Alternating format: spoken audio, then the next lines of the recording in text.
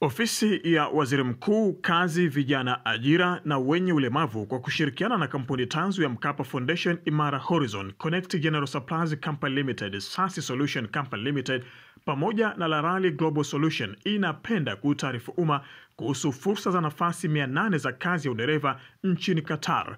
Sifa za mwombaji wa leseni ya udereva nchini Qatar awe na leseni ya daraja C au E, elimu ya kidato cha 4 na kuendelea, uzoefu wa zaidi ya miaka 2 katika taaluma ya udereva, uwezo wa kuzungumza lugha ya Kiingereza na mwenye uelewa na lugha ya Kiarabu atapewa kipaumbele. Dereva atakayefanikiwa na fursa ya kazi nchini Qatar, mwajiri atagharamia visa na tiketi ya ndege, malazi, chakula na matibabu kwa kipindi chote cha ajira, usafiri wa kutoka nyumbani hadi kituo cha kazi na mshahara kulingana na sera ya kampuni pamoja na sheria za nchi ya Qatar. Pia mwajiri atagharamia visa na tiketi ya kurudi nyumbani baada ya ukomo wa mkataba wa ajira. Waombaji wote wa nafasi za kazi ya udereva nchini Qatar wanatakiwa kutuma wasifu yani CV zao kupitia tovuti ya www.mkapafoundation.or.tz au www.manpower.cgs.co.tz au kupitia barua pepe sasisolution@gmail.com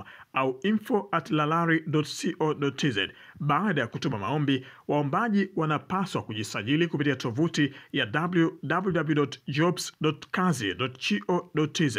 Mwisho wa kupokea maombi ni tarehe 16 Mei 2025. Kwa maelezo zaidi unaweza kuwasiliana na uratibu wa zoezi hili kupitia nambari ya simu ya 0784 301987. Tangazo hili limetolewa na kitengo cha mawasiliano serikalini, Ofisi ya Waziri Mkuu, Kazi, Vijana, Ajira na Wenye Ulemavu.